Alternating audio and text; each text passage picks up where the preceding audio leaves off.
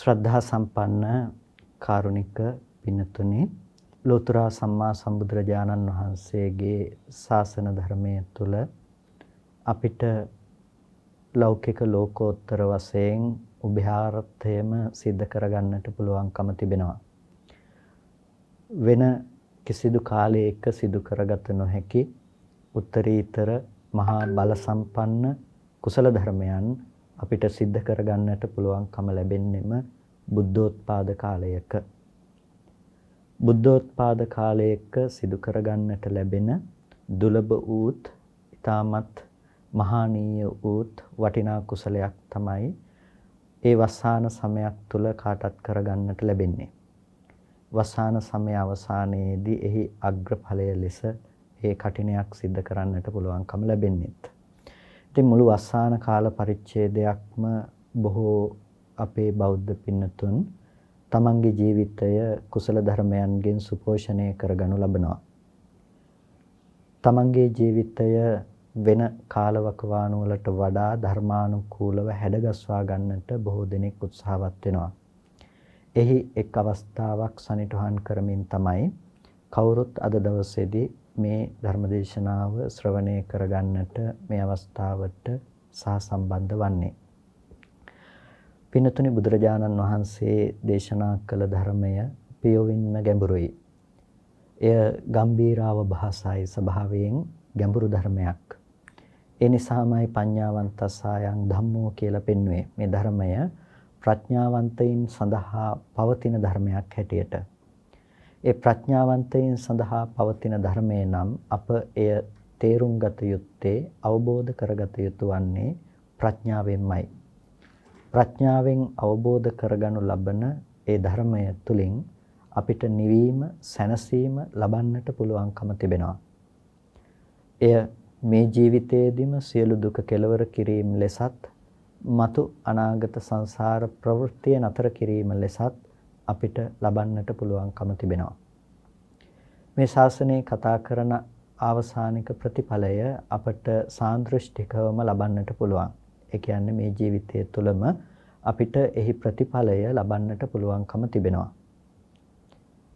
ශාසන ධර්මයේහි ප්‍රතිඵලය ලබන්නට අපිට මරණය දක්වා, නැතිනම් මේ කයෙහි බිඳීම කියන තැන දක්වා අපිට ඉන්නට අවශ්‍ය වන්නේ නැහැ.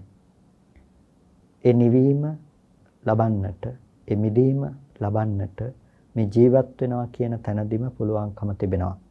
තම තමා තුළ උපදවාගෙන වාසය කරන්නට පුළුවන්කම තිබෙනවා. ඒ නිසාම මේ ධර්මය සාන්දෘෂ්ටිකයි. ඒ නිසා බුදුරජාණන් වහන්සේගේ මේ ධර්මය අපි අපේ ජීවිතය තුළ උපදවා ගන්නට, නැතිනම් ඥාන දර්ශනයක් විදිහට යොදා ගන්නට උත්සාහවත් වන්නට ඕනේ. යම් කිසි කෙනෙක් යම් පමණකට ධර්මයේ තුළ හැසිරෙනවා නම් ඒ පමණකට ඔහුගේ ජීවිතය වෙනස් වෙනවා. ඒ පමණකට ඔහුගේ ජීවිතයට පැමිණෙන දුක, වෙහෙස, විඩාව දුරු වී යනවා. ඒක තමයි ධර්මයේ තුලින් අපිට ලබන්නට පුළුවන් අග්‍රගණ්‍ය ප්‍රතිඵලය. අපි කවුරුත් දුක නැතුව ජීවත් වන්නට ප්‍රිය කරන, දුක නැතුව ජීවත් වන්නට උත්සාහවත් වන අය. ඒ දුක නැතුව ජීවත් වන්නට උත්සාහවත් වන අපිට දුකේ නිවැරදි නැති කිරීමක් කරන්නට පුළුවන් නම් මේ ධර්ම අවබෝධය තුළින්ම පමණයි. ඒ ධර්ම අවබෝධය ඇති පුද්ගලයෙකුට විතරයි ලෝකයේ තුල එබඳු වූ දුකේ නිරෝධයක් ගැන කතා කරන්නට පුළුවන්කම තිබෙන්නේ. එසේ ධර්ම අවබෝධයක් නැති අය ලෝකයේහි හැමදාම දුකේ නැති කිරීමයි කියලා දුක උපදවන්නා වූ මාර්ගය තුලම ගමන් කරනවා. අපේ ජීවිතයේ දිහාවට අපි හැරිලා බැලුවොත් අපේ ජීවිතය අපි ගමන් කරන විදිය ගැන අපිට යම් දැක්මක් උපදව ගන්නට පුළුවන්කම තිබෙනවා. ලෝකේ කවුරුත් කටයුතු කරන්නේ ලෝකය පිළිබඳව තමන්ගේ තිබෙන දර්ශනයට අනුරූප ලෙස. ඒ දර්ශනය කවුරු හෝ කොහොම හෝ තමා තුළ ඇති කරගත්තත් ඊට අනුරූප ලෙසයි සෑම කෙනෙකුම ජීවත් වන්නේ. ඔබ දුක කියලා යමක් හඳුනනවා. ඒ හඳුනාගත් දුක දුරු කිරීම සඳහා ඔබ උත්සාහවත් වෙනවා. ඒක තමයි අපේ සමස්ත ජීවිතය.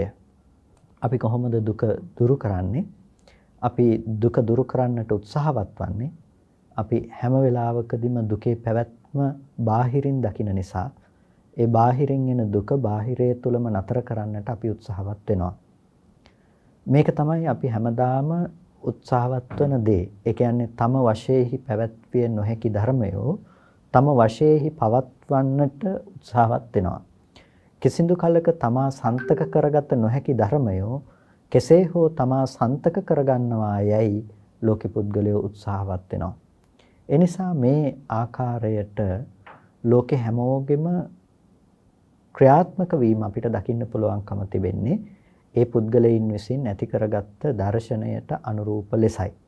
දුක එන පැත්ත ගැන දකින විදිහ සහ දුක නැති කිරීම සඳහා ඔහු තුල ඇතිවෙන ඒ සංකල්පය අනුව ක්‍රියාත්මක වීම තමයි සාමාන්‍ය ස්වභාවය. ඒ නිසා අපි දුක එන පැත්තක් දකිනවා. අපි දන්නවා සල්ලි මිල මුදල් නැති වුණොත් දුකට පත්වන්නට වෙනවා. ලෙඩ වුණොත් දුකට පත්වන්නට සිද්ධ වෙනවා. ජරාවට මහලු බවට යනකොට දුකට පත්වන්නට සිද්ධ වෙනවා. මරණයට පත් වෙනකොට දුකට පත්වන්නට සිද්ධ වෙනවා. ඒ වගේම අපි කැමති දේවල් අපිට නොලැබෙනකොට අපිට දුකට පත්වන්නට සිද්ධ වෙනවා. මෙයාගේ අපි ගොඩාක් පැති දකිනවා අපේ ජීවිතේට දුක ගලාගෙන එන්න පුළුවන් දේවල්. එතකොට මේ පැති දිහා බලලා අපි මොකද කරන්නේ? ජීවිතේට දුක එන දේවල් නැති කරගන්නේ කොහොමද කියලා අපි උත්සාහවත් වෙනවා. ඒ නිසා අපි මිල මුදල් උපයා ගැනීම සඳහා ලෝකේ වටිනා දේවල් අපි ළඟ තියා ගැනීම සඳහා අපි රැකී ආරක්ෂා කරනවා, කටයුතු සම්පාදනය කරගන්නවා. ඒ සඳහා උත්සාහවත් වෙනවා. ඒ වගේම අපි යවට තියෙන ලෝකයේ වෙනස් නොවි පවත්වා ගැනීම සඳහා ඒ කියන්නේ රෝගාතුර භාවයකටපත් නොවීම සඳහා ලෙඩ නොවි ඉන්න, ඒ වගේම මරණයටපත් නොවන්නට අපි මේ ආකාරයට විවිධ ආකාරයන්ගෙන් අපි උත්සාහවත් වෙනවා. කොහොමද අපි අපේ ජීවිතය සකස් කරගන්නේ? දුක නැති වෙන විදිහට අපි හදාගන්නේ කොහොමද කියලා අපි කවුරුත් උත්සාහවත් වෙනවා. ඒක තමයි අපේ ජීවිතේ අපි ගොඩක් වෙලාවට අද දැක්මක් විදිහට කරන්නේ. ලෙඩ නොවෙන්න කොහොමද කියලා උත්සාහවත් වෙන එක. මේ දේවල් වැරදි කියනවා නෙමෙයි, ලෞකික දැක්මක් තුළ ඉඳලා අපි කටයුතු කරන විදිහ. නමුත් බුදුරජාණන් වහන්සේ දැක්කා මේ උත්සාහය බොහොම తాවකාලිකයි. මේ උත්සාහය ඊටාම කෙටි කලක් පවතිනක් විතරයි. ඇයි මේ එකක්වත් තම වශයෙන්හි පවත්වන්නට පුළුවන් දේවල් නෙමෙයි. උත්සාහය ඇතිතාක් ලෝකයේ තුල කාමයන් නිසා සුළු ආස්වාදයක් ලෝකයට දකින්නට පුළුවන්කම තිබෙනවා. නමුත් ඒ උත්සාහය නතර වූ සැනින්, ඒ උත්සාහය දුරු වූ සැනින් ලෝකයට ආදීනවය ප්‍රකට වෙන්නට පටන් ගන්නවා. ඒ නිසා අපි මොහොතින් මොහොත ගතවන තප්පරයක්, ගතවන මොහොතක් පාසා ජරා මරණ කියන ධර්මයේ කරා ළඟා වෙනවා. ව්‍යාධි ආදී ධර්මයන් කරා ළඟා වෙනවා. මේක තමයි අපේ ජීවිතයේ ස්වභාවය. මේක තමයි අපේ මානසික මට්ටම අද ගොඩනැගිලා තියෙන තැන සහ අපිට ඒ මානසික මට්ටම තුළ ඉඳලා විඳින්නට වෙන ස්වභාවය. එනිසා මෙන්න මේ කාරණා ටික පිළිබඳව දකිනකොට අපිට අපේ සමස්ත අපේ ජීවිතයම අපිට තේරුම් ගන්නට පුළුවන්කම ලැබෙයි. අපේ සමස්ත ජීවිතය අපිට තේරුම් ගන්නට පුළුවන්කම ලැබෙනවා කියලා කියන්නේ අපේ ජීවිතය ගත කරන දර්ශනය පිළිබඳව අපිට එතකොට තේරුම් ගන්න පුළුවන්කම තියෙනවා. වැදගත් වෙන්නේ අපි අද ක්‍රියාත්මක වන දර්ශනය පිළිබඳව යම් පමණකට අපි තේරුම් ගැනීම. අන්න එතකොට තමයි මේ පැවැත්ම වෙනස් කරන්නට ඕනේ නම් අපි ක්‍රියාත්මක විය යුත්තේ අපේ දර්ශනය වෙනස් කිරීමෙන් කියන තැනට අපිට පත්වන්නට පුළුවන්කම තිබෙන්නේ. එනිසා මේ පැවැත්ම වෙනස් කරන්න ඕනේ නම් අපිට වෙනස් කරන්නට පුළුවන්කම තිබෙන්නේ ඒ දර්ශනය වෙනස් කිරීම තුළ. මූලික දර්ශනය වෙනස් කිරීම තුළ. එනිසා මේ ශාසනයේ බුදුරජාණන් වහන්සේ සම්මා දිට්ඨි පුරේ ජවන් කියලා පෙන්නනවා. සම්මා දිට්ඨිය තමයි පෙරටුව යන්නේ. නිසා සම්මා දිට්ඨිය ඇති කරනවා කුමකටද? මිච්ඡා දිට්ඨිය ජීර්ණත්වයට පත් කිරීම සඳහා. නැතිනම් මිච්ඡා දිට්ඨිය දිරීමට, මිච්ඡා දිට්ඨිය දුරු කිරීම සඳහා සම්මා දිට්ඨිය පෙන්නනවා.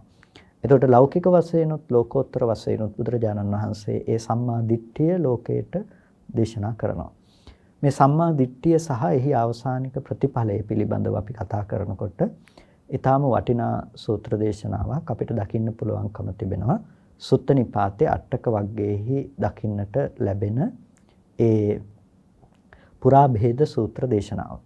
එතකොට මේ සූත්‍ර දේශනාව ඊටාම වැදගත් සූත්‍ර දේශනාවක්. මොකද මේ ශාසනයේ ප්‍රතිඵලය පිළිබඳව නැතිනම් රහතන් වහන්සේගේ ස්වභාවයේ ලක්ෂණයන් පිළිබඳවත් ඒ වගේම අපිට ධර්ම අවබෝධය කළ යුතු ආකාරය පිළිබඳවත් ඒ දර්ශනය සහ සීල ප්‍රවෘත්තිය පිළිබඳව අපි කොහොමද තේරුම් ගත යුත්තේ කියන එක ගැන අපිට අවබෝධයක් ලබා ගන්නට පුළුවන්කම තිබෙනවා. ඉතින් මහා සමාගමයක දෙව් මිනිසුන් සහිත මහා සමාගමයක භාග්‍යවතුන් වහන්සේ බුදුරජාණන් වහන්සේගේම තවත් ප්‍රතිරූපයක් නැතිනම් බුද්ධ රූපයක් මවමින් ඒ බුදුරජාණන් වහන්සේ නිර්මිත බුදුරුව බුදුරජාණන් වහන්සේගෙන් ප්‍රශ්නයක් විමසනවා. මේ ප්‍රශ්නේ විමසන්නේ කොහොමද? කතං දස්සී කතං සීලෝ උපසන්තෝති උච්චති තං මේ ගෝතම පබ්‍රෝහි පුචිතෝ උත්තමං නරං. එතකොට ඒ නිර්මිත බුදුරජාණන් වහන්සේගෙන් ප්‍රශ්නයක් අහනවා. කතං දස්සී කතං සීලෝ, මේ ලෝකේ කෙබඳු වූ දර්ශනයක් තියෙන කෙබඳු වූ සීලයක් තියෙන පුද්ගලයාද ලෝකේ උපශාන්ත පුද්ගලයෙක් කියලා කියන්නේ. උපශාන්ත බවට පත්වන පුද්ගලයෙක් කියලා කියන්නේ. අන්න ඒ පිළිබඳව කියන්නට ගෞතමයන් වහන්සේ ඒ පිළිබඳව පැහැදිලි කරන්නටයි කියලා නිර්මිත බුද්ධ රූපයේ බුදුරජාණන් වහන්සේගෙන් විමසා සිටිනවා. වීත තණ්හෝ පුරා භේදා පුබ්බමන්ත මනිස්සිතෝ වේමජ්ජනූපසංඛේයෝ තස්ස නත්ති පුරෙක්ඛතං කියලා බුදුරජාණන් වහන්සේ ඒ ප්‍රශ්නයට පිළිතුරු ලබා දෙනවා. ඒ ප්‍රශ්නයට දීර්ඝ ලෙස ගාථා ගණනාවකින් භාග්‍යවතුන් වහන්සේ විසින් පිළිතුරු ලබා දෙනවා. මෙන්න මේ කාරණා ටික පිළිබඳවයි අපි යම් කාල වේලාව අනුව යම් විමසීමකට අපි අදහස් කරන්නේ. වීතතන්හෝ පුරා භේදා, පුරා භේද කියලා කියන්නේ කුමක්ද? පුරා භේද කියලා කියන්නේ භේදය කියලා කියන්නේ ශරීර නික්ෂේපය, කලේබරස්ස නික්කේපෝ කියලා අපි කියනවා. නැතිනම් අපි සාමාන්‍යයෙන් කියන මරණය කියලා, බිඳීම කියලා කියනවා. මච්චු මරණං භේදෝ අන්තර්ධානෝ කියලා කියන්නේ. එතකොට එතන භේදය කියලා කියන්නේ බිඳීම කියලා කියන්නේ මේ කයෙහි බිඳීම. සිංහලෙන් කියන අපි කාබුන් කියලා වචනයක්. කය බිඳීමෙන් කියලා. එතකොට මේ බුන් කියන නැතිනම් බිඳීම කියන අර්ථය තමයි මේ භේද කියලා කියන්නේ. එතකොට පුරා භේදා කියලා කියන්නේ භේදයට පෙරටුව. ඒ කියන්නේ මේ කයේ භේදයට, කයේ බිඳීමට පෙර වීතතන්හෝ තෘෂ්ණාව දුරු කළොත් එහෙම අන්න ඒ බඳු ස්වභාවයක් තියෙන කෙනාගේ ලක්ෂණය තමයි පුබ්බමන්ත මනිස්සිතෝ, පුබ්බං අන්තං අනිස්සිතෝ. ඒකයි පුබ්බමන්ත කියලා පාලි පදයේ සංදි වෙලා තිබෙන්නේ පුබ්බං අන්තං අනිස්සිතෝ.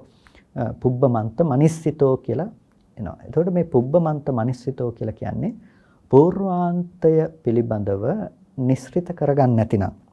ඒ වගේම වේමජ්ජනෝපසංඛේයෝ, වේමජ්ජ කියලා කියන්නේ පච්චුප්පන්න සංඛ්‍යාත නැතිනම් මේ වර්තමානයේට කියන නමක්.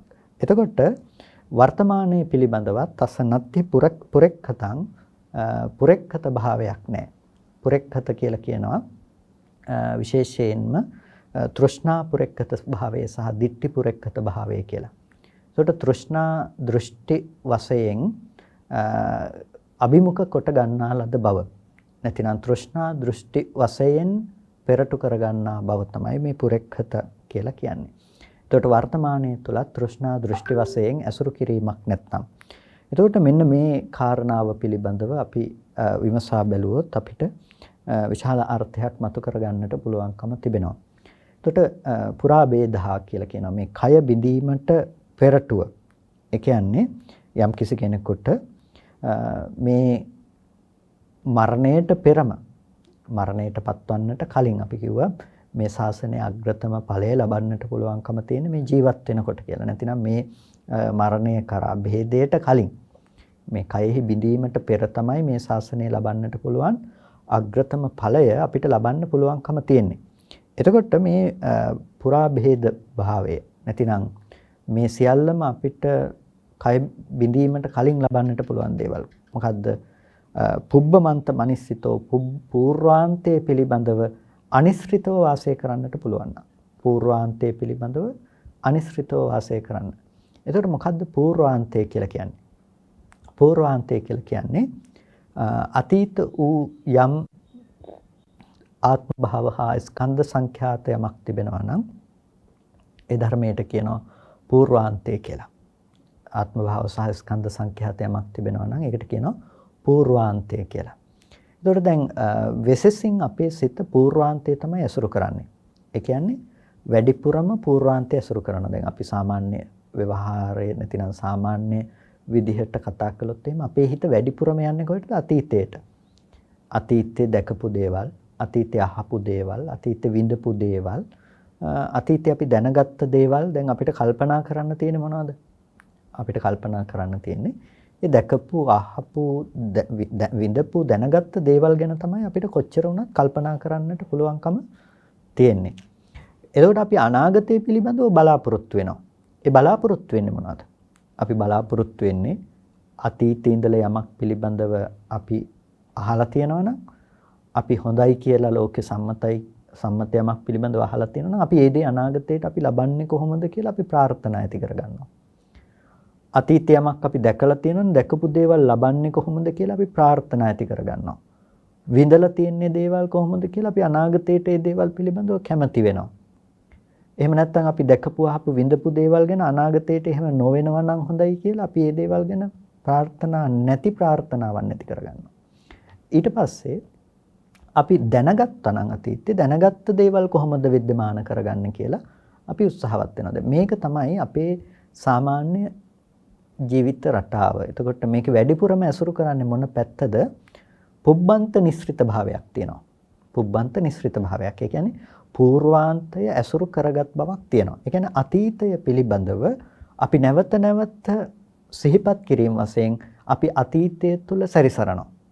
අතීතය තුළ සැරිසරනවා. ඒක තමයි ප්‍රතජ්ජන චිත්තසංතානයක තිබෙන ස්වභාවය.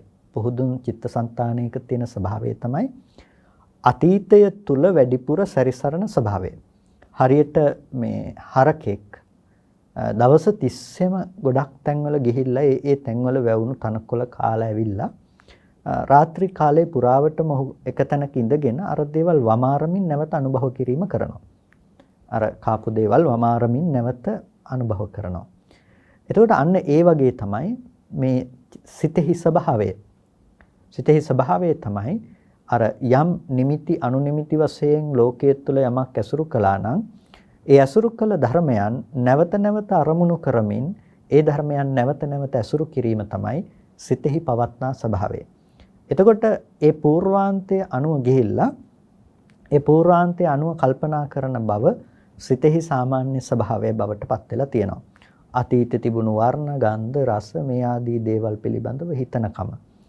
එහෙම නැතිනම් තව කෙනෙකුට පුළුවන් අතීත ජීවිත ගැන උනත් ගිහිල්ලා කල්පනා කරන්නට. ඒකෙන් මිදෙන්නට බෑ. අපි දිබ්බ චක්කු උපදව ගත්තත් අතීත ආත්මයකට ගිහිල්ලා මම එබඳු ආත්මයක මෙබඳු වර්ණයත් එක්, මෙබඳු ගෝත්‍රයත් එක්, මෙබඳු කතාබහයත් එක්, මෙබඳු ආකාරයත් එක් කියලා අර ස්කන්ධ ධර්මතා ටිකක් අරමුණු කරනවා පුද්ගල භවකින්. ඒක අතීතයේ හිටපු කෙනෙක්ගේ පුද්ගලයෙක් කියලා නැවත නැවත ඇසුරු කරන බවක් තියෙනවා. අන්න ඒකට කියනවා යා ජීවත් වෙන්නේ පූර්වාන්තය ඇසුරු කරගෙන කියලා. ඇයි පූර්වාන්තය ඇසුරු කරන්නේ? අර ඉපිද නිරුද්ධ වුණ ස්කන්ධ ධර්මතාවයන් නැවත නැවත ඇසුරු කරන ස්වභාවයට කියනවා පුබ්බන්ත නිස්ෘතයි කියලා. පූර්වාන්තය ඇසුරු කරනවා. පූර්වාන්තය ඇසුරු කළොත් මොකද වෙන්නේ? පූර්වාන්තය ඇසුරු කළොත් වෙන දේ තමයි ඔබ හොඳයි කියලා හිතපු දේවල් ලෝකේ තියනවා නම් ඒ දේවල් පිළිබඳව ඔබට තණ්හා වශයෙන් කල්පනා කරන්න පුළුවන්. කල්පනා කරනකොට කැමති දේවල් ලබා ගැනීම පිණිස ඡන්දය උපදිනවා.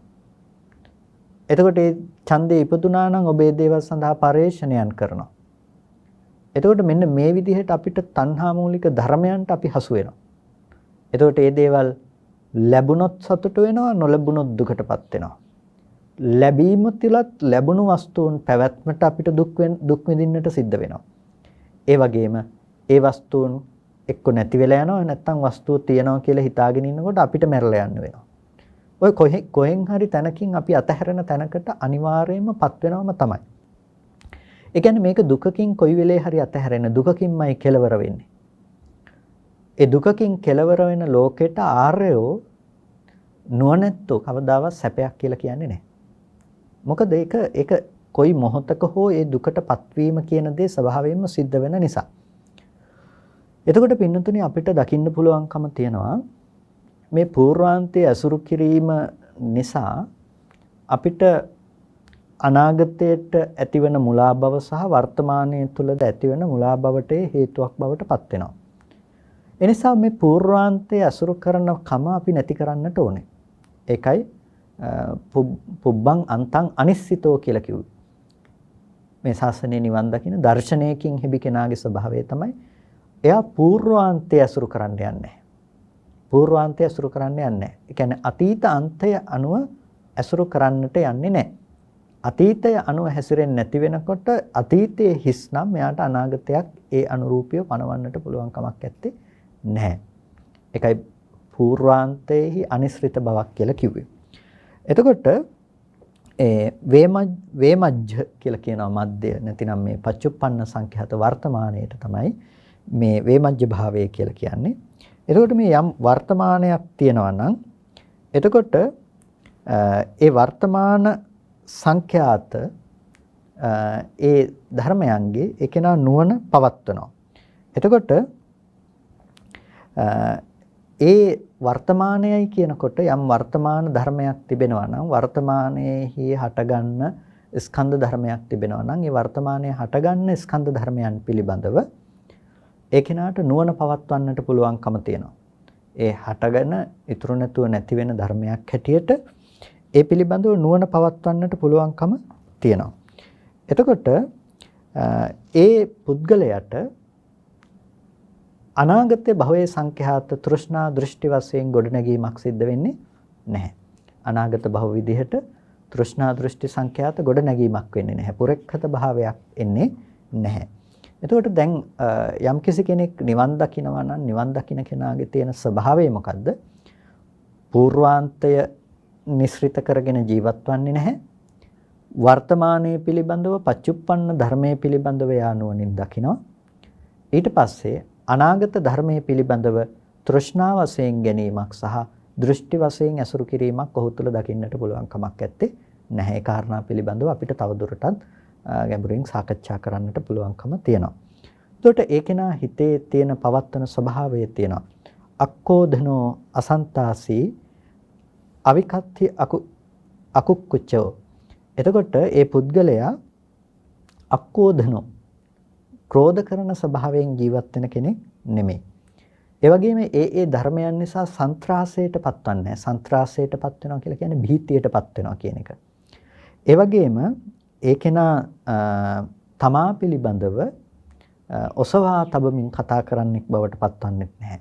ඒ වගේම කුක්කුච්ච භාවය කුකුස් කරන ස්වභාවය ඔහු තුළ ඇත්තේ නැහැ. මත්තභානී අනුද්දුතෝ සචේ වාචායතෝ මුනි. මත්තභානී පමන දැන කතා කරන ඒ උද්දත බවට පත් නොවුණු ඒ කෙනා ලෝකේ වාචායතෝ මුනි ඒ රහත් මහණ ඒකාන්තයෙන්ම ඒ වචනය තුල සංවර භාවයට පත්වෙච්ච කෙනෙක්. එතකොට ඒ කෙනා ක්‍රෝධ කරන්නේ නැහැ ලෝකයේ තුල. ක්‍රෝධ කරන්නේ නැත්තේයි ක්‍රෝධ කරන්නට පුද්ගල බවක් එයාට නැති නිසා. අසන්තාසී එයාට බියගෙන විද්දෙන්නට සමර්ථ වුණ වෙනත් තැනක් ඇත්තේ නැහැ. ඒ වගේම එයාට තමාව හුවා දක්වන කම, තමාව ඔසවා තබන කම කොතනකවත් ඇත්තේ නැහැ. ඒ වගේම කුකුස් කරන කම රූපාදී ධර්මයන්ගේ අතීතේ මම කොහොමද හිටියද නැද්ද මේ ආදී කුකුස් කරන ස්වභාවයවල් ඔහු තුල ඇත්තේ නැහැ. ඔහු පමන දැන කතා කරනවා. සිහි මුලාවෙන් කතා කරන කතාවන් ඔහු කතා කරන්නේ. ඇයි ඔහුගේ සිහිය මුලාවටපත් වෙන්නේ?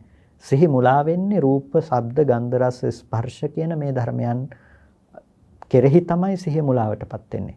එතකොට ඒ ධර්මයන් කෙරෙහි කෙලෙස් රහිත ඒ ධර්මයන්ගේ Nirodhe සාක්ෂාත් කළ කෙනෙකුට සිහි මුලා වන්නට හේතු ඇත්තේ නැහැ.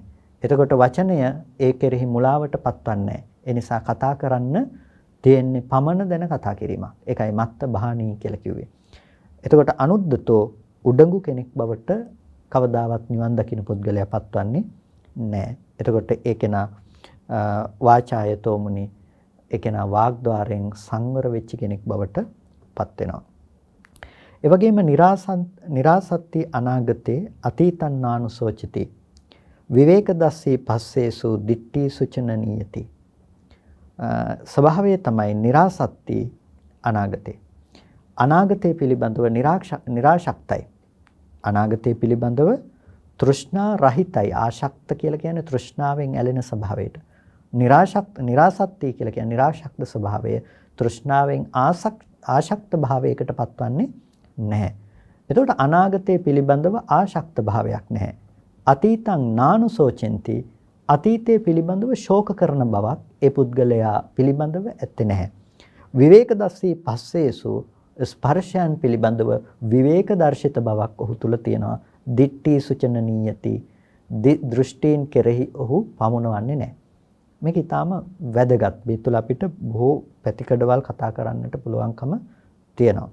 එතකොට નિરાසත්‍ය අනාගතය කියනකොට දැන් අනාගත භවයේ පිළිබඳව ඔහුගේ નિરાශක්ත ස්වභාවයක් තියෙනවා. අනාගත භවය කියනකොට අනාගත ස්කන්ධ ධර්මයන් පිළිබඳව ආශක්ත නොවන ස්වභාවය. එතකොට අනාගතයේ පිළිබඳව ප්‍රනිදිනය අපනිහිත බවක් තියෙන. ප්‍රාර්ථනා සංඛ්‍යාත දේවල් නැහැ. ඒ වගේම අතීතය අනුව ශෝක කරන්නට හේතුව ඔහු තුල නැහැ. විවේක දස්සී පස්සේසු, ස්පර්ශයන් පිළිබඳව විවේක දර්ශීව වාසය කරනවා. මේක තමයි පින්නතුනි සමස්ත ජීවිතය ඔහුගේ. සමස්ත ජීවිතය. ඇයි මේ සමස්ත ජීවිතය මේක කියලා කිව්වේ? එතකොට එයාගේ අනාගත ධර්මයන් අනාගතයේ පිළිබඳව નિરાශක්ත බවක් තියෙන්නේ. අනාගතයේ පිළිබඳව નિરાශක්ත බවක් කියලා කියන්නේ යම් අනාගත බවක් තියෙනවා නම් අනාගතයේහි අපි බලාපොරොත්තු වෙන දේවල් තියෙනවා නම් අන්නේ ප්‍රාර්ථනාවලට බලාපොරොත්තු වෙන දේවල් වලට කියනවා ආශක්තයි කියලා. අපේ ආශක්ත බව තිබෙන්නේ අපි මුලින් සඳහන් කළා වගේම අතීතය අනුව අපි කල්පනා කරනවා නම් අතීතය අනුව කල්පනා කරනකොට තමයි ආශක්ත භාවයක් තියෙන්නේ. එතකොට මේ ආශක්ත භාවය තිබුණොත් අපිට අනාගතය පිළිබඳව බලාපොරොත්තු තියෙනවම තමයි. අතීතය පිළිබඳව කල්පනා කරන බව තියෙනවා නම් එහි ඇලීම තිබෙනවා නම් අනිවාර්යයෙන්ම අනාගතයේ ඇලෙන්න දේවල් අපේ බලාපොරොත්තු තුල තියෙනවාමයි. එතකොට මෙන්න මේ ස්වභාවයේ තියෙන කෙනා විවේක දස්සී පස්සේසු, ස්පර්ශයන් පිළිබඳව විවේක දර්ශී වාසය කරනවා. ඒ කියන්නේ අතීතේ අනාගතයේ පිළිබඳව තෘෂ්ණා වශයෙන් ගැලීමක් නැතිනම්, ඒ වගේම අතීතයේ පිළිබඳව ශෝක කිරීමක් නැතිනම්, ඒ කෙනාගේ ස්වභාවය තමයි පස්සේසු ස්පර්ශයන් පිළිබඳව විවේකදර්ශී බව. විවේකදර්ශී කියලා කියන්නේ ස්පර්ශ ආයතනයන් පිළිබඳව ඇති කරගත්ත විවේකය. දැන් අපිට ස්පර්ශ ආයතනයන් පිළිබඳව විවේකයක් ඇත්තේ නැහැ. ස්පර්ශ ආයතනයන් පිළිබඳව විවේකයක් ඇත්තේ නැහැ. එතකොට මේ කාරණාව තාම ගැඹුරු කාරණාවක්. සාමාන්‍ය වචන ටිකක් විදිහට අපිට දකින්න පුළුවන්කම තිබුණට විවේකදස්සී පස්සේසු කියලා කිව්වට මේ විවේක ස්පර්ශයන්හි විවේකදර්ශී බවයි කියලා කිව්වට මේක ඊටාම ගැඹුරින් අපිට සාකච්ඡාවකට භාජනය කරන්න පුළුවන් දෙයක්. කොහොමද අපි ස්පර්ශයන්හි විවේකදර්ශී බවක් උපදවගන්නේ? ස්පර්ශයන් කියලා කියනකොට චක්කු, සෝත, ගාන, જીවහා, කාය, මන කියලා ස්පර්ශ හයක් තිබෙනවා. අපි හඳුනා ගන්නවා චක්කු සම්පස්ස, සෝත සම්පස්ස, ගාන සම්පස්ස, જીවහා සම්පස්ස, කාය සම්පස්ස, මනෝ සම්පස්ස. මේ තමයි ස්පර්ශ වෙන දේවල්. ඇසට රූපය ස්පර්ශ වෙනවා. එතකොට කනට ශබ්ද ස්පර්ශ වෙනවා. නාසයට ගඳ සුවඳ මේ විදිහට ආයතනයන්ට ඒ ආයතනයන්ට ඒ ගෝචර වන ධර්මය බාහිර ආයතන ස්පර්ශ වීම සිද්ධ වෙනවා. එතකොට මේ ස්පර්ශය සිද්ධ වෙනකොට කොයි වෙලාවකවත් ඇහැට රූපයක් ආවා කියලා අපිට රූපේ දැනගන්න පුළුවන් කමක් නැත්තේ නෑ. ඇහැට රූපයක් ආවා කියලා විතරක් අපිට රූපේ දැනගන්නට පුළුවන් කමක් නැත්තේ නෑ. ඇයි? ඒ කෙරෙහි සිතේ යොමු වීමක් නැත්තම් කොයි වෙලාවකවත් රූපේ පිළිබඳව අපිට දැනුමක් නැහැ. කොයි වෙලාවකවත් රූපේ පිළිබඳව දැනුමක් නැහැ. එතන චක්කු විඥානයෙහි හට ගැනීම තිබුණොත් විතරයි අපිට රූපය දර්ශන කෘත්‍යයක් සිද්ධ කළ බවට දැනගන්නට පුළුවන්කම තියෙන්නේ. දැන් මේ බුද්ධ ශාසනය තුල මේ කරුණු පිළිබඳව කතා කරන න්‍යායක් තිබෙනවා. ත්‍රිපිටකය තුල බුදුරජාණන් වහන්සේගේ බුද්ධ භාෂිතය අපි විමසා බලනකොට ඒ කතා කරන එක ක්‍රමවේදයක් තියෙනවා. බුදුරජාණන් වහන්සේ ලෝකයේ පිළිබඳව විවරණය කළේ අන්න ඒ ආකාරයට. එහෙම නැතුව ද්‍රව්‍යාත්මකව බාහිර තියෙන ලෝකයක් අපි මෙහි ඇහැ හදාගෙන ඇහෙන් දකිනවා කියලා එහෙම යමක් පිළිබඳව ලෝකයේ යමක් තියෙනවා. ඒ තියෙන ලෝකයේ පිළිබඳව අපි මෙහෙම දකිනවා කියලා බුදුරජාණන් වහන්සේ එහෙම දේශනාවක් අපිට කළේ නැහැ. අපිට කලේම බුදුරජාණන් වහන්සේ නිවන් දකින කෙනෙකුට අවබෝධ කරන්නට කියලා පෙන්නලා දීපු තැන සෑම තැනකම අපිට පෙන්නුවේ ඇස රූප චක්කු විඥාන මේ කියන ධර්මය මේ ධර්මයන්ගේ Nirodhe සාක්ෂාත් කරන්නට. එතකොට අපිට ඇහැට පේන්නේ වර්ණ රූපයක් වර්ණ සටහනක්. ඇහැට වර්ණ සටහනක් ගැටුණා කියලා ස්පර්ශ වුණා කියලා අපිට ඒක දැනගන්න පුළුවන් කමක් නැත්තේ නෑ. එතන සිතෙහි විඥානයේහි පහළවීමක් නැත්තම්. කොච්චර රූපාවත් අපිට ඒ පිළිබඳව දැනගන්න පුළුවන් කමක් නැත්තේ නෑ. ඇයි එතන සිතේ පහළවීමක් නැත්තම්. දර්ශන කෘත්‍ය સિદ્ધ කරන්නේ. පේනවා කියන බව. ඒකට කියනවා දස්සනත්ථෝ කියලා. දර්ශනාර්ථය સિદ્ધ කරන්නේ. පේන බව හදන්නේ. මොකෙන්ද? පේන බව කියන දේ सिद्ध කරන්නේ එතනට විඥානයත් යොමු වුණාට පස්සේ. චක්කු විඥානයත් යොමු වුණාට පස්සේ. එතකොට මේ කියන්නේ එළියේ කිසිම දෙයක් නැහැ. ඔක්කොම හිත ඇතුලේ හදාගත්ත කියන එක නෙමෙයි. දැන් මෙතනට විඥානයේහි පහළවීමක් නැතුව රූපයයි දැනගැනීමක් නැහැ කිව්ව ගමන්ම කෙනෙක් හිතනවා මේ කියන්නේ මේ එළියේ රූපේ නැහැ කියලායි කියන්නේ කියලා. ඇතැම් වෙලාවට පෙරලා චෝදනක් ඉදිරිපත් කරනවා මේ කියන්නේ රූපේ නැහැ කියන එකක් කියලා. මේ කවදාවත් එළියේ රූපය නැහැ කියලා කියන්න පුළුවන් කමකුත් නැහැ කියන්නෙත් නැහැ. රූපේ කියන එක හිත ඇතුලේ හටගත්ත දෙයක් කියලා ඔක්කොම විඥානය තුලයි කියන එකක් කියන්නෙත් නැහැ. එළියේ රූපය තියනවායි කියලා කියන්නෙත් නැහැ. එළියේ රූපය තියනවද රූපේ නැද්ද කියන එක නෙමෙයි කතා කරන්නේ. මේ ධර්මතා ටික එකතු වෙනකොට මේ ධර්මතා ටිකේ හටගත්ත තැනක් තිබුණා නම් අන්න එයාට රූපේ තියෙනවා.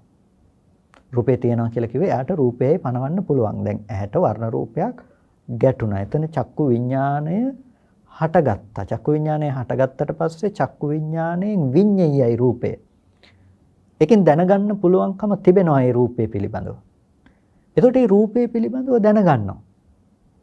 එතකොට රූපය ලෝකේ රූපය කියලා යමක් පනවන්න නැත්නම් රූපය යන යමක් දැනගන්නවයි කියන ගණයට යන්නේ නැහනේ. එතකොට රූපය කියලා යමක් දැනගන්නවා. හැබැයි මේ දැනගන්න කොටස රූපය කියන ඒක එක කොටසක් සම්පූර්ණ කළ දෙයක් විතරයි. සම්පූර්ණයෙන්ම හිතින් කෙලින්ම රූපයේහි තියෙන දේම දැනගත්ත හැම නෙමෙයි.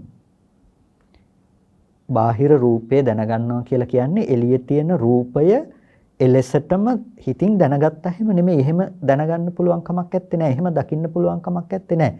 දර්ශන කෘත්‍ය කතා කරන්නේ චක්කු විඥාන සිතේ හට ගැනීමත් එක්කනම්. ඒ වගේම චක්කු විඥාන සිතෙන් අපි දැනගන්නවා කියලා කරනකොට ඒ දැනගන්න රූපාරම්මණය කියන දේ, බාහිර රූපය කියන දේ අපි දැනගන්නේ රූපයේහි ඇත්තටම विद्यमान වූ ධර්මයේම, ඒ ලක්ෂණයම කියලා කියන්න පුළුවන් කමක් නැහැ. මොකද ඒක එක කොටසක් විතරයි. ඇයි කොටසක් විතරයි කියලා කියන්නේ? ඒකට ඇහත් උපකාර වෙනවා. ඇහත් උපකාර වෙනවා. එතකොට යම් කිසි විදිහකින් අවිද්‍යාවෙන්, කර්මයෙන්, තණ්හාවෙන්, ආහාරයන්ගෙන් සකස් කරපු ඒ ප්‍රසාද රූපේ සකස් වෙන්නේ යම් විදිහකටද අන්න ඒ විදිහට තමයි මේ රූපේ ගෝචර කරගන්න පුළුවන්කම ලැබිලා තියෙන්නේ. ප්‍රසාද වෙනස් වුණොත් රූපේ වෙනස් විදිහට පෙන්ලා තියෙනවා. අපි මේ පේන රූපෙ දිහා බලාගෙන අපිට පේන එක ඇත්තයි කියලා හිතාගත්ත තැනම තව සතෙක් ඒ රූපේ දිහාම බලාගෙන එයාට පේන විදිහ ඇත්තයි කියලා හිතාගෙන ඉන්නවා. මොකද ඒක තමයි එයාට පේන විදිහ. එතකොට එයාට පෙනුන විදිහ බාහිර රූපේ එයාටත් පෙනුන. හැබැයි පෙනුනේ එයාගේ කර්මයේ තුලින් සකස් කරගත්ත ප්‍රසාදයට අනුරූප විදිහට. දැන් Tamanට පේන්නේ, මට පේන්නේ, ඔබට පේන්නේ ඔබේ ප්‍රසාදයේ සකස් වෙච්ච ස්වභාවයට අනුරූපව. එතකොට රූපේට විතරක් පුළුවන් කමක් තිබුණේ නැහැ. එහි තිබෙන්නා වූ යථාභූත ස්වභාවයෙන් කෙලින්ම ඇවිල්ලා හිතේ හැප්පෙන්න. එහෙම නැත්නම් හිතට ඇවිල්ලා පේන්න ඕක පුළුවන්කම තිබ්බේ නැහැ. රූපය ඇහැට පතිත වුණා. එතකොට ඒ ප්‍රසාදය තුල අපිට ගැටුණු රූපේ තමයි අපිට දැනගන්නට පුළුවන්කම තියෙන්නේ. චක්කු විඥාණයෙන් දැනගන්න පුළුවන්කම තියෙන්නේ. එතකොට ඒ ප්‍රසාදයත් එතන පේන දෙයට උපකාර කරපු දෙයක්. එතකොට හුදු රූපේ විතරමයි කියලා මේ පෙනුනේ කෙලින්ම එළියේ තියෙන රූපයමයි කියලා අපිට සියලු දර්ශනය ඇස අයින් කළා දාලා රූපේට විතරක් දෙන්න පුළුවන් කමක් නැහැ. ප්‍රසාදයට අනුරූපව තමයි ඒක පෙන්ලා තියෙන්නේ. ඊට පස්සේ එතන යම් ඒ විඥානයක් හටගත්තා නම් ඒ විඥානය තුලින් එතන වේදනා සංඥාදී නාම ධර්මතාවයන්ගෙන් අර රූපයට අනුරූපව ගත්ත යම් රූප සංඥාවක් තිබුණා නම් ඒ රූපේ පිළිබඳව යම් උපේක්ෂා සහගත වේදනාවක් තිබුණා නම් ඒ රූපේ පිළිබඳව වේදනා සංඥාවන්ට අනුරූපව සංප්‍රයුක්ත වුණ ඒ යම් සංස්කාරයක් චේතනාවක් තිබ්බනම් අන්න ඒ ධර්මයන්ට අනුරූපව තමයි එතන ඒ රූපයත් මේ නාම ධර්මයනුත් නිසා ඒ කියන්නේ ඇහැ රූප නැමැති රූපයත් වේදනා සංඥා චේතනා නැමැති නාම ධර්මයනුත් නිසා තමයි චක්කු විඥානය කියලා යමක් හටගන්නේ. රූපේ දැනගන්නවා කියන ස්වභාවය.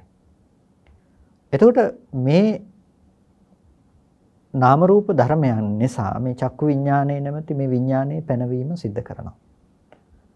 එතකොට දැන් මෙතනදී මේ කියන්නේ රූපේ මොකක්වත් නැහැ කියලා නෙමෙයි මේ ටික හේතු නිසා සකස් වුණා කියන එක. එතකොට හේතු නිසා සකස් වෙච්ච රූපය කවුරු හරි කියනවා නම් නෑ මේ කෙලින්ම එළියේ තියෙනා වූ विद्यमान වූ රූපේම තමයි මෙතෙන්ට ආවේ කියලා. ඒකට අනිත් ධර්මයන්ගේ උපස්තම්භක භාවය කතා කරන්නේ නැත්නම් ඒක සාධනීය වන්නේ නැහැ. එතකොට අපිට පේනවා මෙන්න මේක තමයි विद्यमान වන ලක්ෂණය වර්තමානයේ ස්පර්ශ ආයතනයක विद्यमान වන භූත ස්වභාවය. භූත ස්වභාවය කියලා කියන්නේ ඌ පරිදි වූ ස්වභාවය. ඌ පරිදි වෙන ස්වභාවය. එතකොට මෙන්න මේ විදිහට සිද්ධ වෙන ධර්මයක් කනට ඒ විදිහටම ශබ්දය, නාසයට ගන්ධය, දිවට රසය, කයට ස්පර්ශය, මනසට අරමුණු මෙන්න මේ ආකාරයන්ගෙන් පිනතුනේ ඒතන विद्यमान වන ධර්මය. ඒ ආයතනයන් තුල හටගන්න විදිහට ඒ ධර්මයන් හටගෙන ඉතුරු නැතුව නිරුද්ධ වෙනවා. ඇයි හටගෙන ඉතුරු නැතුව නිරුද්ධ වෙනවා කියලා කියන්නේ? ඇහැට ආපු වර්ණ සටහන මිට තප්පරයකට කලින් ඇහැට ආපු එක නෙමෙයිනේ මේ මොහොතේ ආපු එක. ඒක ඊයේ තිබ්බ එක අද එන්න පුළුවන් කමක් නෑ. අද ඇහැට පතිත වුණ වර්ණ සටහන මේ මොහොතේ ආවේ. මේ මොහොතේ හටගත්ත ප්‍රසාදයට තමයි ඒක පතිත වුනේ. මේ මොහොතේ හටගත්ත චක්කු විඥාණයෙන් තමයි ඒක විඤ්ඤේය වුනේ. එතකොට ඒ ඔක්කොම පෙර නොතිබී හටගත්ත නව අලුත් ධර්මයක්. අලුතෙන් හටගත්ත විපාක ධර්මතා ටික.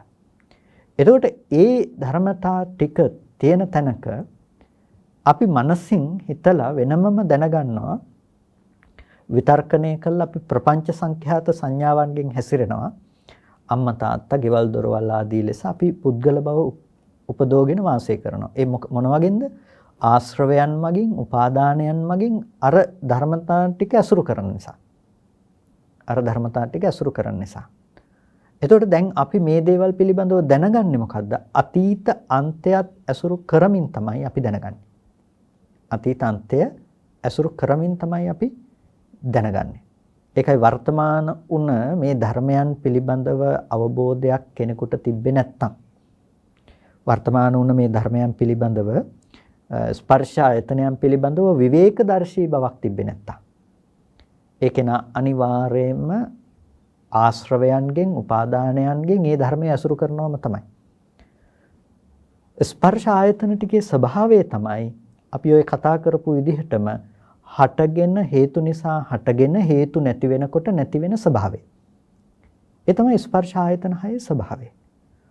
එතකොට එහෙම ස්පර්ශ ආයතන හයේ එසේ වූ ස්වභාවයක් තියෙනකොට අපේ තියෙන දක්ෂකමට අවිද්‍යාවේ කෘත්‍ය නිසා අපි මොකද කරලා තියෙන්නේ? අපි ඊයේ දැකපු අය අද දකින්න පුළුවන් මට්ටමක් හදාගෙන තියෙනවා. අද දකින්න අය අපිට හෙට දකින්න පුළුවන් කමක් තියෙනවා. ඊයේ විඳපු දේවල් අපි හෙට විඳින්නත් බලාපොරොත්තු වෙනවා.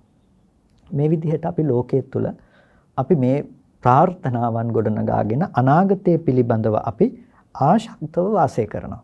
අනාගතය පිළිබඳව ආශක්තව වාසය කරනවා. ඒ වගේම අතීතය අනුව අපිට මෙනෙහි කරන්න පුළුවන් කමක් තියෙනවා. ශෝක කරන්න පුළුවන් කමක් තියෙනවා. මෙහෙම දේවල් වුණා කියලා අපිට අතීතයේ පිළිබඳව හිතා දුක් වෙන්න පුළුවන්කමක් තියෙනවා. ඒ පිළිබඳව අපිට අනුස්මරණය කරමින් සතුට වෙන්න පුළුවන්කමක් තියෙනවා. මේ විදිහට ලෝකයේ තුල කෙනකෙනාට සැප සහ සතුට කියන දේවල් උපදවාගෙන වාසය කරන්නට පුළුවන්කම තියෙනවා. හේතුව මොකද්ද? ස්පර්ශ ආයතන 6 විවේකේ නැහැ. ස්පර්ශ ආයතන 6ෙහි විවේකදර්ශී බවක් ඇත්තේ නැහැ. විවේකදර්ශී බව නැති කරලා තියෙන්නේ මොකක් නිසාද? ආශ්‍රවයන්ගෙන් උපාදානයන් නිසා මේ ස්පර්ශ ආයතන 6 නැවත ඇසුරු කරන්න පුළුවන්කම තියෙන නිසා. ස්පර්ශ ආයතන 6 ඇසුරු කරන්න පුළුවන්කම තියෙන නිසා. දැන් අපිට නිමිති තියෙනවා. රූපය පිළිබඳව නිමිති තියෙනවා. රූපය අපි දැනගත්තේ යම් විදිහකින් නම් අපි දැක්කේ නැහැ රූපේ නිරුද්ධයි කියලා. රූපේ නිරුද්ධයි කියලා දැක්කේ නැති නිසා නිරුද්ධ වූ රූපේ පිළිබඳව දැන් අපි හිතනවා එළියේ තියනවා කියලා. බාහිර පවතිනවා කියලා අපි කල්පනා කරනවා. අම්මා තාත්තා දුව පුතා මේ ආදී ලෙස ඒ කියන්නේ දැන් අපි ඒව පනෝගත්ත දේවල් තමයි නාම මාත්‍රික දේවල් ප්‍රඥප්තියෙන් තමයි. නමුත් අපේ හිතේ පිහිටීම විදිහට අපි තියාගෙන තියෙන්නේ මොනවද? එබඳු වූ विद्यमान වන සත්පුද්ගල භාවයකින් හෙබි එබඳු වූ රූප ලෝකේ තියෙනවා. එබඳු රූප ලෝකේ තියෙනවා. අන්න එහෙම මනසක් තිබුණොත් අර උඩ කතා කරපු දේවල් ලෝකෙ තුල विद्यमान වෙන්නේ නැහැ. කොහොමද? අක්කෝදනෝ කියප එක विद्यमान වෙන්නේ නැහැ. ඇයි දැන් ක්‍රෝධ කරන්න පුළුවන් මිනිස්සු ඉන්නවා. Tamanට අහිත පිනිස හැසුරුණා කියන එක තිබ්බොත් එහෙම ලෝකේ ක්‍රෝධ කරන්න පුළුවන් Tamanට. ඒ අය ගැන මේ වෛරය පවත්වන්න පුළුවන්කම තියෙනවා. මට මෙහෙම කළා, මට මෙහෙම කිව්වා. එතකොට මට මෙහෙම කියනවා, මට මෙහෙම අනාගතේට කියයි. එහෙම නැතිනම් මගේ අයට මෙහෙම කිව්වා, මගේ අයට මෙහෙම කියනවා, මගේ අයට කියයි. එහෙම නැතිනම් ඒ අපි ඒකට කියන ආක්‍රෝෂ වස්තු කියලා කියන්නේ මට මෙහෙම කිව්වා, මගේ අයට මෙහෙම කියන්න පුළුවන්කම තියෙනවා, මගේ අහිතවත් අයට හිතවත්ව කටයුතු කළා, කරනවා, අනාගතේටත් කරයි. ඒ විදිහට හෝ අස්ථානයේහි හෝ කෙසේ හෝ ලෝකයේ තුල ක්‍රෝධය ඇති කරගන්න පුළුවන්. ඇයි ලෝකයේ තුල එයාට ධර්මතා පැවැත්මක් පිළිබඳව නෙමෙයි නුවණ තියෙන්නේ. එයාට තියෙන්නේ මෝඩකම නිසා ආපු ධර්මතා ටිකක සත්පුද්ගල බවක් ගැන කතාවකුයි එයාට තියෙන්නේ. ඒ නිසා එයාගේ මට්ටම අනුව එයා ලෝකේ හැමදාම දුක් විඳිනවා. එයාගේ මට්ටම අනුව ලෝකේ හැමදාම දුක් විඳිනවා. අන්න ඔය මට්ටම තමයි අපි දුරු කරන්නට ඕනේ. දුරු කරන්නට ඕනේ. විවේකදර්ශී බවක් ඔබට තියෙන්න ඕනේ. විවේකදර්ශී බවක්. ප්‍රොජෙක්ටරයකින් තිරයක් මතට ප්‍රක්ෂේපණයක් කරලා චිත්‍රපටියක් පෙන්වන තැනකදී ඔබ ස්පර්ශ ආයතන 6 විවේකදර්ශී පුද්ගලයෙක් වෙනකොට ඔබට චිත්‍රපටිය නොබලා තිරේ දිහා බලාගෙන ඉන්න පුළුවන්කම තියෙන්න ඕනේ. මේක බොහොම ගැඹුරු කතාවක්. ලෝකේ හැමෝම චිත්‍රපටිය බලාගෙන ඉන්නකොට විවේකදර්ශී පුද්ගලයාට චිත්‍රපටිය පේන්නේ නැතුව තිරේ පේනවා. එතකොට එයා කවදාවත් චිත්‍රපටිය විඳින්නේ නැහැ. ලෝකේ ඉන්න මිනිස්සු චිත්‍රපටිය ඇතුලේ ජීවත් වෙමින්, අඬමින්, වැළපෙමින්, සතුටු වෙමින් ජීවත් වෙනවා. විවේකදර්ශී පුද්ගලයා කවදාවත් අර චිත්‍රපටිය ඇතුලේ ජීවත් වෙන්නේ නැහැ. එයා චිත්‍රපටියෙන් මිදිලා. මොකද එයාට ඒ චිත්‍රපටිය පනවන්නට තැනක් ඇත්තේ නැති නිසා. ඒ නිසා අපිට අද මේ චිත්‍රපටිය තිරේ මතට පෙන්නනවා වගේ අපිට කරන්න එක දෙයයි. අපිට කරන්නේ මේ ස්කන්ධ ධර්මතා ටිකක් ඇහැ රූප කියන මේ ධර්මතාවය රූපය කියන දේ. ඊට පස්සේ ස්පර්ශ ප්‍රත්‍යයෙන් උපන් වේදනාව සංඥාව සංස්කාරයේ විඥානය කියන නාම රූප ප්‍රත්‍යයෙන් උපන් විඥානය කියන මේ ධර්මතා ටික. මේ ස්කන්ධ ධර්මතා ටික අපිට සත්වයක් පුද්ගලයෙක් කියලා බොහොම ලස්සනට පෙන්වලා දීලා තියෙනවා. කොහෙන්ද පෙන්වලා දුන්නේ? කර්ම මනෝවිඥානයේ තුලින් නැතිනම් මේ ප්‍රොජෙක්ටර් එක තුලින් අපිට හදලා දීලා තියෙනවා. සිතින් මේක චේතනාවෙන් පිළියෙල කරලා සකස් කරලා දීලා තියෙනවා මේ සත්වයක් පුද්ගලයෙක් විදිහට මේ ස්කන්ධ ටික. දැන් අපි දකින්නේ කවුද? අපි හිතින් විඳින්නේ දකින්නෙම සත්වයක් කියලා. දකින්නෙම අම්මා, දකින්නෙම දරුවා. දැන් අර ස්කන්ධ ටික කියන එක පෙන්වන්නෙම නෑ. පෙන්වන්නෙම දකින්නේ දරුවමයි. දකින්නේ අම්මමයි. ඒ වුණාට අපි ඇත්තටම දකින්නේ ඒ මොහොතේ හැටෙන පාට ටික. ඒ වුණාට අපි හිතින් ඒ පිළිබඳව ග්‍රහණය කරලා දැනගන්නෙම අම්මමයි, දරුවමයි, වටිනා දේවල්මයි, නොවටින දේවල්මයි. මේ තැනින් තමයි අපි ඔක්කොම විඳින්නේ. ඒකට ලෝකේ ජීවත් වෙන්නේ හැම වෙලාවකදීම අර ධර්මතාවය පිළිබඳව අවබෝධ කරගන්න තැනින් නෙමෙයි. ඒ ධර්මතාවය පිළිබඳව මේ සිතින් සකස් කරලා ප්‍රක්ෂේපණය කරපු චිත්‍රපටිය මත තමයි ලෝකයාගේ සම්පූර්ණ හැසිරීම තියෙන්නේ. එතන තමයි ක්‍රෝධනය කරන්නේ. එතන තමයි තරහ පවත්වන්නේ. එතන තමයි සන්ත්‍රාසය බිය තියෙන්නේ. මේ දේවල් කොහොම වෙයිද කියන බිය තියෙන්නේ ඒකත් එක්ක. එතන ඉඳලා තමයි චිත්‍රපටිය ඇතුලේ ඉඳලා තමයි මම මෙහෙම කෙනෙක් කියලා තමන්ව උස්සලා තියාගන්නේ. අපි මේ වගේ අය නෙමෙයි, අපි බොහොම හොඳ අය කියලා තමන්ව උස්සලා තියාගන්නේ ඒ වගේ චිත්‍රපටිය ඇතුලේ ජීවත් වෙන අය. කුකුස් කරන බව තියෙන චිත්‍රපටිය ඇතුලේ ජීවත් වෙන අයට. එතකොට මෙන්න මේ විදිහට ලෝකයේ තුල කටයුතු කිරීම සියලු ආකාරයෙන් තියෙන්නේ මේ චිත්‍රපටිය ඇතුලේ. හැබැයි මේ ශාසනයේ කෙනෙක් මොකද කරන්නේ? ධර්මතා ටික දකිනවා. ධර්මතා ටික දකින්නේ කොහොමද? එයා අර ඔක්කොම ගලවලා දානවා. මොනවාද? රූප, වේදනා, සංඥා, සංකාර, විඥාන කියන මේ ස්කන්ධ ධර්මතාවයන්ගේ යථා ලක්ෂණය දකිනවා. රූපය හටගෙන නිරුද්ධ වෙන දෙයක්. රූපය හටගෙන නිරුද්ධ වෙන දෙයක්. රූපය හටගෙන නිරුද්ධ වෙන දෙයක් හැටියට එයා තේරුම් ගන්නවා. දැන් මේ රූපය හටගෙන නිරුද්ධ වෙන ධර්මයක් හැටියට අපි තේරුම් ගන්නකොට ඒක පෙර නොතිබී හටගෙන ඉතුරු නැතුව නැති වෙන ධර්මයක් හැටියට ව්‍යවස්ථාපනය කළ යුතුයි. ඒක හටගත්තේ කොහොමද? අවිද්‍යාවෙන්, කර්මයෙන්, තණ්හාවෙන්, ආහාරයෙන් කියන මේ ධර්මයන්ගෙන්.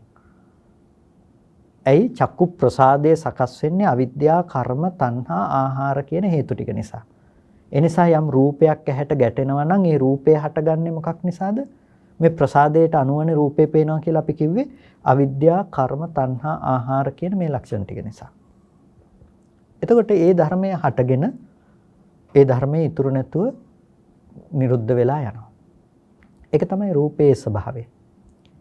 දැන් ඇතැම් විටක මේ රූපේ පිළිබඳව විවිධ අදහස්, විවිධ මතවාද කතා කරන බව දකින්න පුළුවන්කම තියෙන. මේක ඒක චිත්තක්ෂණිකයිද රූපේ නැත්නම් බහු චිත්තක්ෂණිකයි, චිත්තක්ෂණ 17ක ආයු කාලයක් තියෙනවද කියලා දැන් බාහිර රූපය අලලා කතා කරන බව, සාකච්ඡා කරන බව දකින්න පුළුවන්කම තියෙනවා. දැන් ඒක එක චිත්තක්ෂණයක් රූපේ තිබුණත්, චිත්තක්ෂණ 17ක් රූපේ තිබුණත් රූපේ ස්වභාවය පෙර නොතිබී හටගෙන ඉතුරු නැතුව නැති වෙන බව.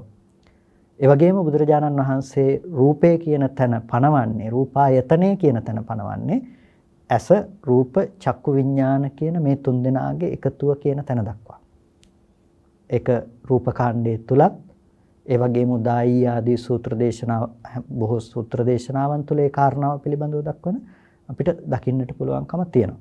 එතකොට මෙන්න මේ රූපය කියන දේ පනවන තැන විඥාණයෙන්, චක්කු විඥාණයෙන් විඤ්ඤේය වෙන තැනදී. එතකොට එතනින් එහාට අපි රූපය ගැන කතා කරනවා නම් අපි කතා කරන්නේ ආයතන ගෝචර නොවන, හටගෙන නිරුද්ධ වෙන ධර්මයක් පිළිබඳව. එතකොට මෙන්න මේ විදිහට අපි රූපය කියන ධර්මයේ පිළිබඳව අපි සම්මර්ෂණය කරලා බලනකොට අපිට පේනවා මේක පෙර නොතිබී හටගෙන ඉතුරු නැතුව නැති වෙන ධර්මයක් හැටියට.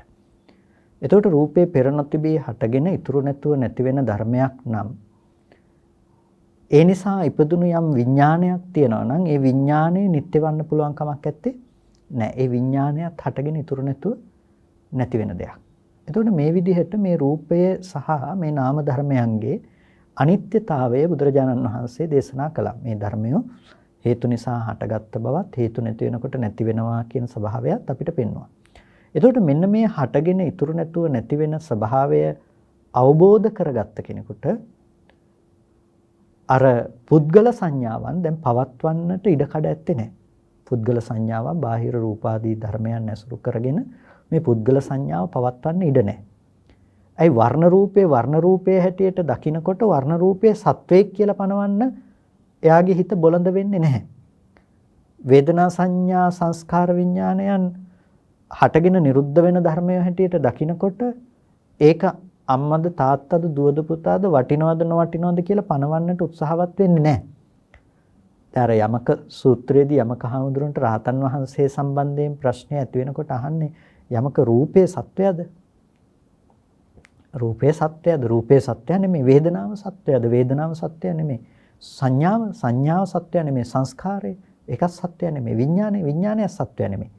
මේ පහෙන් තොරව වෙනම එකක් සත්‍යයද? නැහැ. මේ පහ සත්‍යයද? නැහැ. එතකොට මේ පහෙන් තොරවත් නැත්නම් පහෙන් එකක් එකකුත් නැත්නම් මේ සත්වය කියලා මොන සත්වයක් ගැනද කතා කරන්නේ? දැන් අන්න ඒ සත්වය කියලා වැරදි දෙයක් පතිත කරලා මේකට පතිත කරලා නම් ස්කන්ධ ටික මතට පතිත කරලා නම් දැනගත්තේ ස්කන්ධ ටික ගැන පෙන්වා දෙනවා මේක ඇතුලේ සත්වයක් පුද්ගලයෙක් නැහැ කියන ස්වභාවය.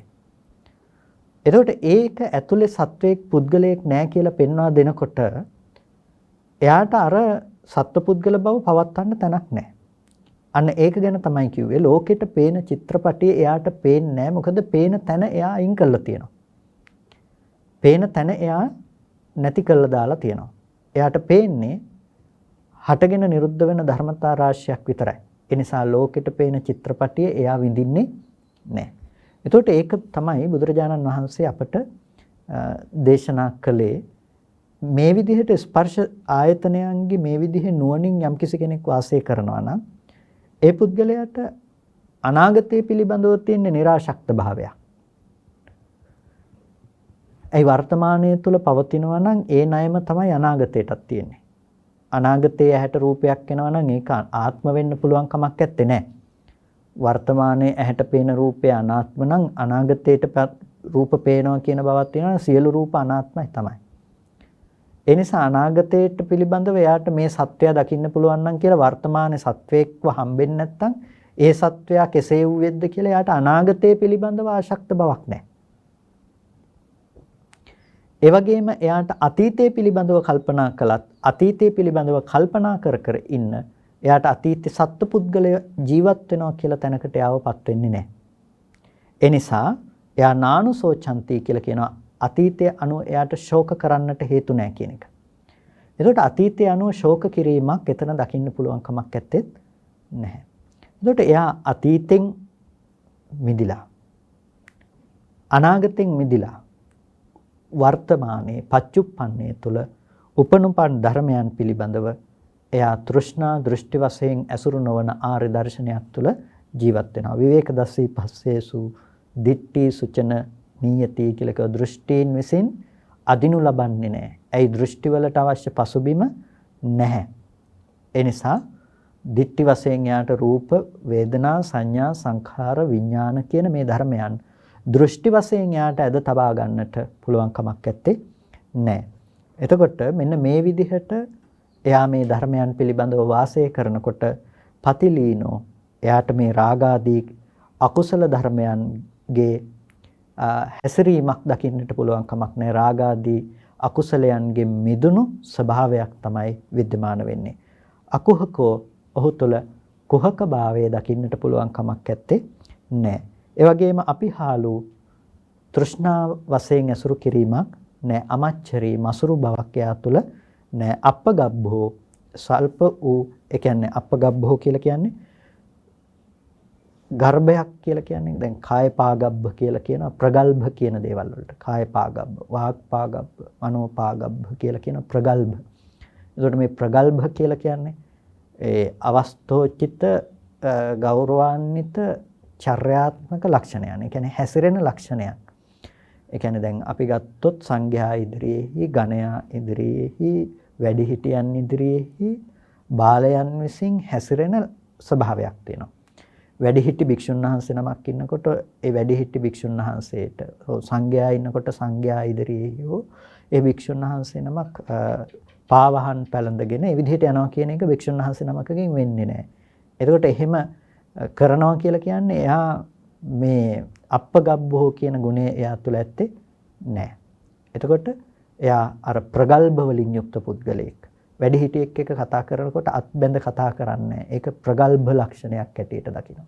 ඒකට මෙන්න මේ විදිහට ප්‍රගල්භ කියන එක කාය ප්‍රගල්භ තියෙනවා, වාග් ප්‍රගල්භ තියෙනවා.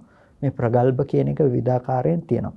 ඒ අපගබ්බ ඇත්තේ නැහැ. එතකොට ඒ වගේම අජේගුච්ඡෝ කියලා තියෙනවා. ජේගුච්ඡී පැවැත්මක්. ජේගුච්ඡී පැවැත්ම පිළිකුල් කටයුතු පැවැත්මක් පවත්වන්නේ නැහැ. පිසුනා වාචාදීන් තොරව කටයුතු කරන පුද්ගලයෙක් විදිහට එයා කටයුතු කරනවා. ඇයි? එයාට ඒ අකුසලයන්ගේ පැවැත්මට හේතු නැහැ. ඉතින් මේ කාරණා පිළිබඳව අපි කතා කරනකොට මේ එක් එක් ධර්මයන් පිළිබඳව වෙන වෙනම අපිට කතා කරන්නට පුළුවන්කම තියෙනවා. දැන් අපි මේ සූත්‍රයේ පටන් ගත්තෙම සූත්‍ර දේශනාව කතං දස්සී කතං සීලෝ කියලා. කතං දස්සී කොහොම දකින්න කෙනෙක්ද? කතං සීලෝ කොහොම සිල් ඇති කෙනෙක්ද? උපසන්තෝති උච්චති කියලා මේ උපශාන්ත පුද්ගලයෙක්ද කියලා කියන්නේ කියලා. දැන් උපශාන්ත පුද්ගලයා හොයාගන්න තියෙන්නේ මේ දේවල් වලින් තමයි. උපශාන්ත පුද්ගලයා හොයාගන්න තියෙන්නේ මේ දේවල් වලින්. ඉතින් දැන් අද කාලේ ලොකු ප්‍රශ්නයක් තියෙනවානේ රහත්ද නැද්ද කියලා හොයාගන්න එක ගැන ප්‍රශ්නයක් තියෙනවා. ඉතින් හොයාගන්න තියෙන ක්‍රමය තමයි මෙන්න මේ ක්‍රමය. මේ විදිහට තමයි හොයාගන්න පුළුවන්කම තියෙන කෙනා ගැන. එතකොට එයාගේ මේ විදිහේ ගති තියෙනවා නම් එයා රහත් නැහැ. එයා තුළ රහත් බවක් නැහැ. උපශාන්ත බවක් එයා තුළ ඇත්තේ නැහැ. බුදුරජාණන් වහන්සේ දේශනා කරන්නේ මේ දර්ශනය තියෙනවා නම්.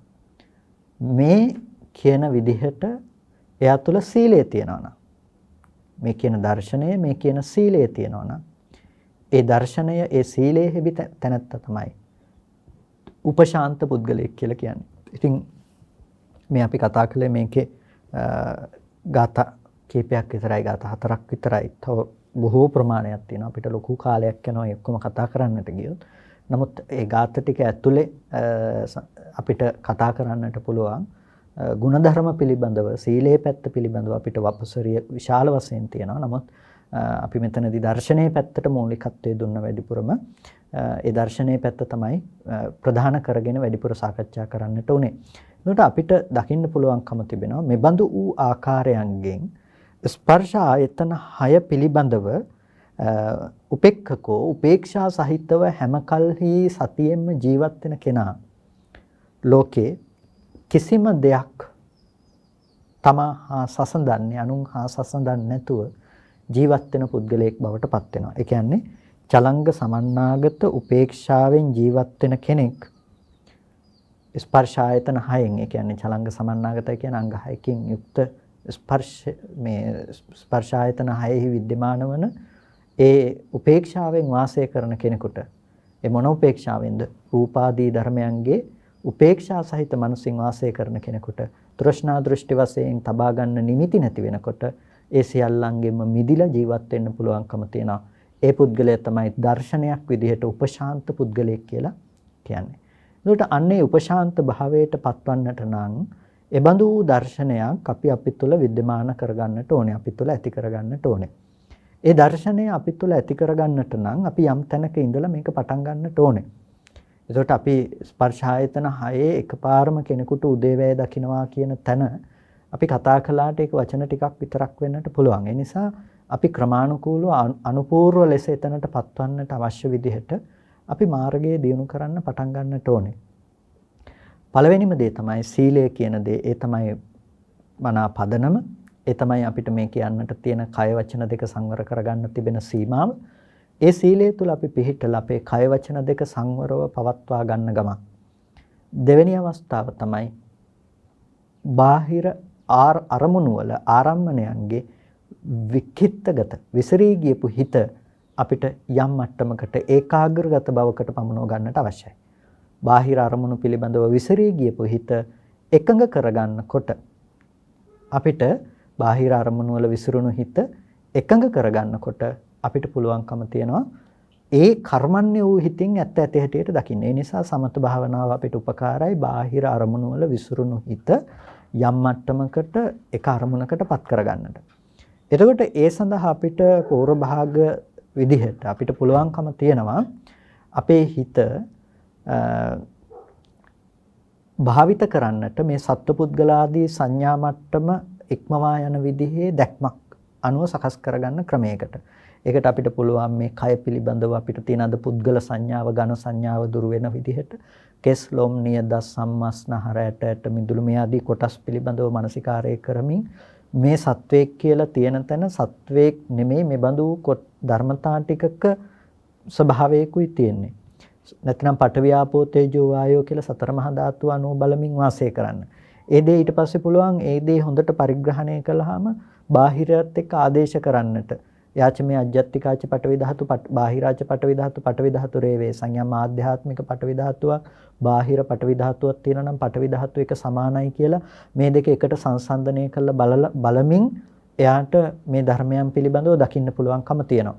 එතකොට මෙන්න මේ ස්වરૂපයන්ගෙන් එයාට පුළුවන් මේ ආධ්‍යාත්මික සහ බාහිර වශයෙන් ඒ රූපාදී ධර්මයන්ගේ තිබෙන මේ පුද්ගල භාවය දුරු වෙන විදිහට අද කටයුතු ආරම්භ කරන්නට. අන්න ඊට පස්සේ එයාට මේ ඕලාරික ඝන සංඥාවන් දුරු වෙනකොට එයාට පුළුවන්කම තියනවා ඒක ඉක්මවා ගිහිල්ලා තවදුරටත් මේ ස්පර්ශ ආයතන 6 හට ගැනීම සහ වැයවීම කියන තැනට නැතිනම් මේ රූපේ හට ගැනීම සහ වැයවීම වේදනා සංඥා සංස්කාර විඥාන කියන ස්කන්ධයන්ගේ හට ගැනීම සහ වැයවීම ස්කන්ධ නිරෝධය කියන තැනට හිත තබන්නට සලායතන නිරෝධය කියන දෙයට පත්වන්නට අවශ්‍ය මේ මාර්ගයට අනුරූපව හැසිරෙන්නට Tamanට පුළුවන්කම තිබෙනවා. ඒ නිසා ඒක අද ඉඳලා ඒ විදිහේ පැවැත්මක් තුළ Taman වාසය කළොත් Tamanට ඒ තුළ මිදීමක් ඇති කරගන්න පුළුවන්කම තිබෙනවා. ඉතින් කල්පනා කරගන්න අද දවසේදී හැම කෙනෙක්ම මේ විදිහට සද්ධර්ම ශ්‍රවණය කරගන්නට යෙදුණා. ඒ නිවන් ප්‍රතිපදාව පිළිබඳව අහලා දැනගෙන වටිනා කුසලයක් සිද්ධ කරගන්නට යෙදුණා මේ වස්සාන කාලය තුළ. ඉතින් ඔබ මේ වස්සාන සමය තුළ අප්‍රමාදීව කටයුතු කරගන්නට කියලා ඔබට බොහොම කල්යාණ මිත්‍ර භාවයෙන් සිහිපත් කරනවා. සද්ධර්ම ශ්‍රවණය කළා යෝනිසෝ මනසිකාරයන් පවත්තලා වටිනා කුසලයක් සිද්ධ කරගත්තා. මේ සියලු කුසල ධර්මයන් අපි අනුමෝදන් කළ යුතු අයට අනුමෝදන් කරමු. පළමුවෙන් අපට අර්ථයෙන් ධර්මයෙන් අනුශාසනා කළ ධර්මාචාර්ය අවසරයි මාංකඩවල සුදස්සන ස්වාමීන් වහන්සේට අවසරයි මාංකඩවල නන්දරත්න ස්වාමීන් වහන්සේට ස්වාමීන් වහන්සේලා දෙනමටම උතුම් නිවනින් සැනසීම පිණිස මේ කුසලය හේතු පාරමිතාවක්ම වේවා කියලා ප්‍රාර්ථනා කරනවා. ඒ වගේම සියලු දෙවියන්ටත් මේ පින් අනුමෝදන් කරනවා. දෙවියෝ මේ පින් සතුටින් සාදුනාදයෙන් අනුමෝදන් වනු ලබත්වා. දෙවියන්ට මේ පින් උතුම් නිවනින් සැනසෙන්නටම හේතු පාරමිතාවක් වේවා කියලා සාදු කියලා දෙවියන්ටත් පින් දෙන්න. ඒ වගේම ඔබ සෑම සියලු දෙනා නමින් මිය පරලෝකීය ඥාතීන් මේ වෙලාවේදී සිහිපත් කරගන්න විදායකත්වයේගෙන කටයුතු කළ සියලුම පින්තුන්ටත් ධර්ම ශ්‍රවණය කළ ඔබ සෑම සියලු දෙනාටත් මේ උතුම් කුසලය නිදුක් නිරෝගී සුවපත් භව චිරජීවනයේ සලසාගෙන අමා මහ නිවනින් සැනසීම පිණිසම හේතු පාරමිතාවක් වේවා කියලා සාදු කියලා පින් අනුමෝදන් වන්න. හැම දිනාටම තෙරුවන් සරණයි.